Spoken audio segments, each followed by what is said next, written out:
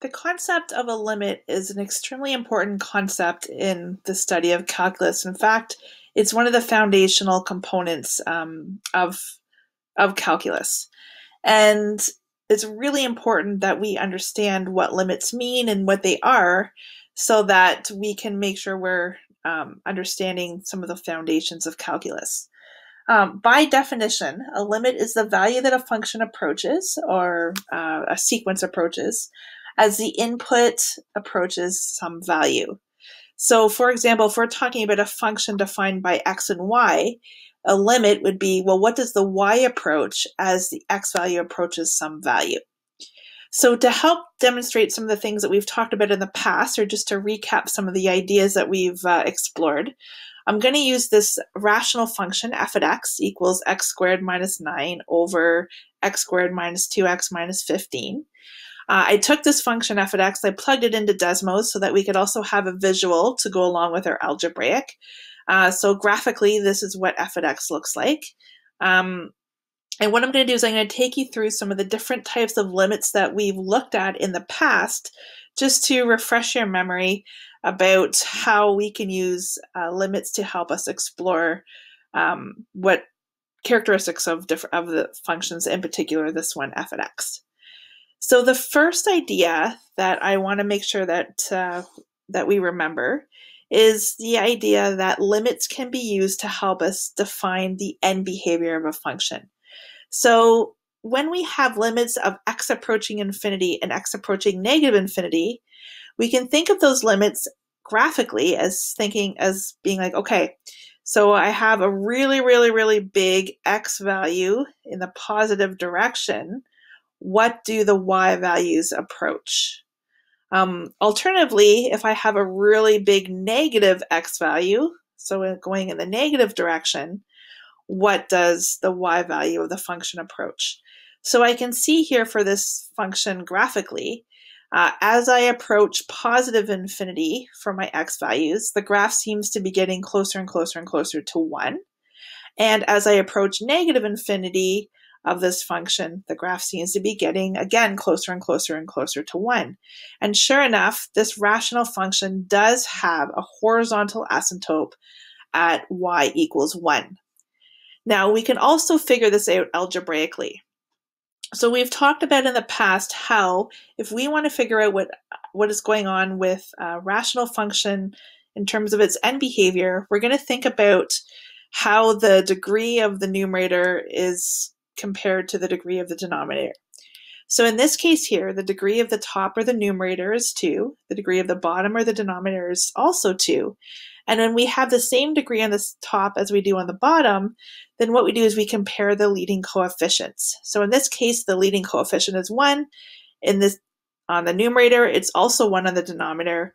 1 divided by 1 is 1. So sure enough, we can see that the end behavior of this rational function is going to be a horizontal asymptote that approaches the value of y equals 1. So this works, and again, it works in both directions. So it's going to be a horizontal asymptote going towards positive infinity and towards negative infinity. If the degree on the top was bigger, then we would know that it's going to be an oblique asymptote that's probably going to approach either infinity or negative infinity. And we know that if the degree on the bottom is bigger than the degree on the top, then the horizontal asymptote is going to be y equals 0. So those are some of the things that we studied in the past in terms of rational functions. If we were looking at limits of x approaching infinity and negative infinity of other types of functions, we would just use our knowledge of how to find end behavior of those various functions to help us figure out those values. So for example, if we were looking at a quadratic or a cubic or a quartic or some kind of polynomial function, we know that if we want to understand the end behavior of those functions, we look at two things. We look at the degree and we look at the leading coefficient. So if the leading coefficient and the degree help us determine where it comes in and where it goes out, then that will help us be able to figure out, as we get more negative on the x value, what's it going to approach on the y, and as we get more positive on the x value, what's going to approach on the y.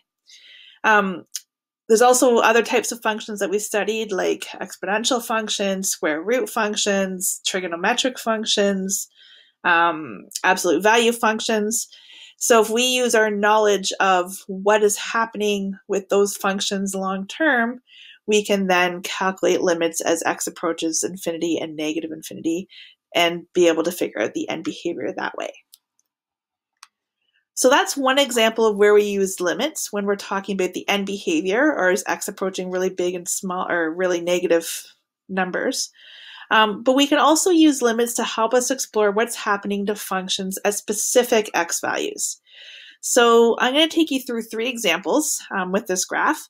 And the first one is what is happening to the function as the limit as x approaches 0. So if we look at the graph, in order for a limit to exist, it has to be the same value or approach the same value as you come towards your x value from both directions. So when x is equal to 0, I can see actually that this function exists right here at x equals 0, so a little bit below 1, it looks like here on the graph. And as I approach it from the left, I can see that the value of the x value, or sorry, the value of the y approaches the same value as I approach it from the right. So I can see here that the limit exists, and it's going to be of values, a little bit below 1 on this function. I can confirm this algebraically, because algebraically, if I want to figure out this limit, all I have to do is sub in my x is equal to 0. So when I directly sub it in, I end up with negative 9 over negative 15, which reduces to 3 over 5.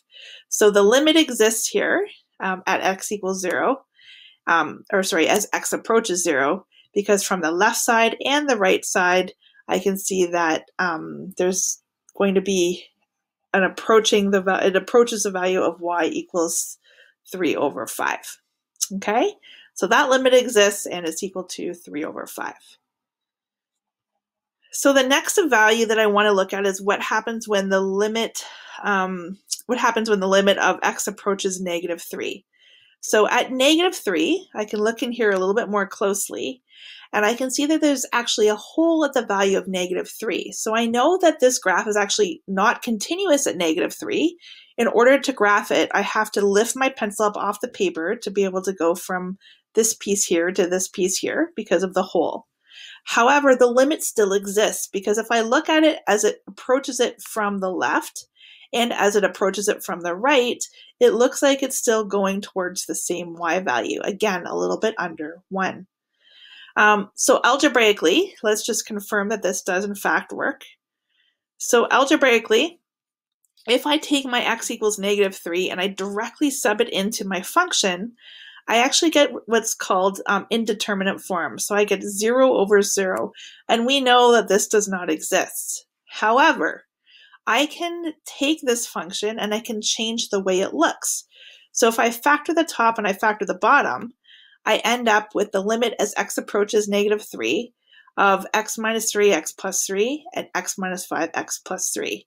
And when I cancellate both the top and the bottom at x equals, I cancellate the x plus 3 on both the top and the bottom, hence the whole at x equals negative 3.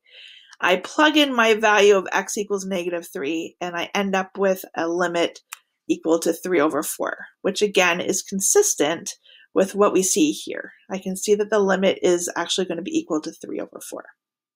Okay? So sometimes we directly substitute in a value. It's a nice continuous graph, so it directly gives us the limit.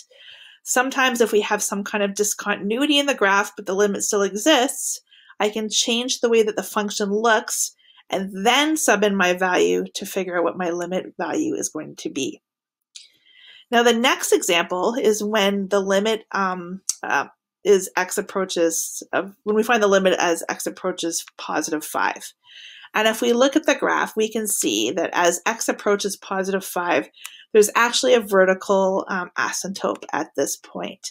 So in this case, we can say that the limit does not exist, because as I come at it from the left side, I can see that the y value is approaching negative infinity, while as I come at it from the right side, I can see that the y value approaches positive infinity. So it's not approaching the same value, the limit's not going to exist.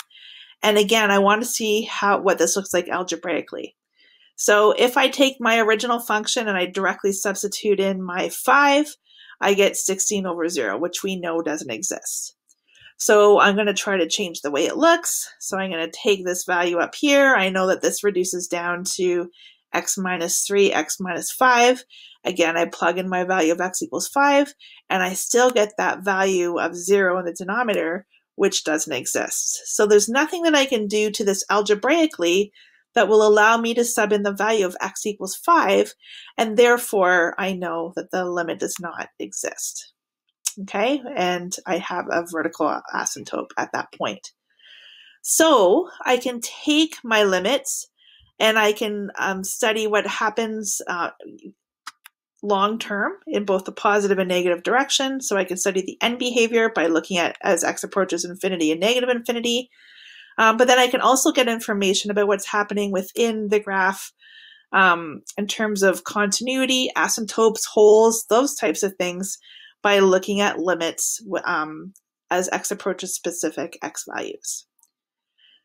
The last limit that I wanted to review with you is kind of a neat one, and hopefully you recognize this.